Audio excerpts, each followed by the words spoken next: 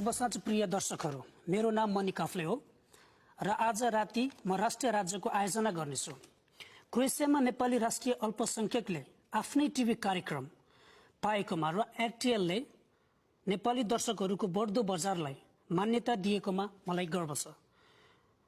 अन्तर्राष्ट्रिय महिला दिवसमा हामीले पहिलो नेपाली कार्यक्रम देखाउने पाएकोमा म विशेष रूपमा खुसी छु।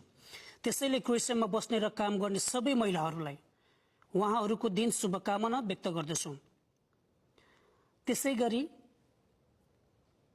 यही दिन हामीले नेपालको वर्तमान सीमाहरू स्थापित गर्ने सगौली सम्झौताको 208औं वार्षिकोत्सव मनाएका छौं। त्यसकारण कमरेडहरू आजको दिन हरेक दृष्टिकोणले एउटा नयाँ क्रमभङ्गको दिन बन्न गएको छ।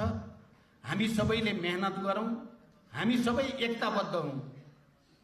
एकताबद्ध हुनुको विकल्प छैन। के यसले राष्ट्रिय स्वतन्त्र पार्टी जेल नेल भोगेका हजारौं हजार।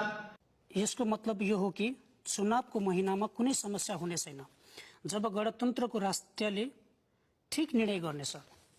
संसद विघटन कहिले हुने र आगामी 2 महिनामा निर्वाचित हुने भन्ने अहिले नै विपक्षी दलको माग मध्येको एक हो भन्ने थाहा भए पनि विपक्षीले विघटनको माग राख्दै आन्दोलन जारी राखे घोषणा गरेको छ। संसद र निर्वाचनको आयोजना यहाँ के छ? एसडीपी प्रमुख पेडा ग्रविन यसको बारे के भन्नुहुन्छ? सफलताको लागि आज म यहाँ उपस्थित भएको छु र आजको यो भव्य उपस्थिति आफैमा एउटा राम्रो सन्देश बन्न सक्नेछ। विरलै देखिने देशका आन्द्रेज प्लेन्कोभिचको सट्टा प्रधानमन्त्री बन्न चाहने पेडा ग्राभिन बाहेक सान्ड्रा बेन्चिक पेडा ग्राभिनको सट्टा प्रधानमन्त्री बन्न चाहन्छन्।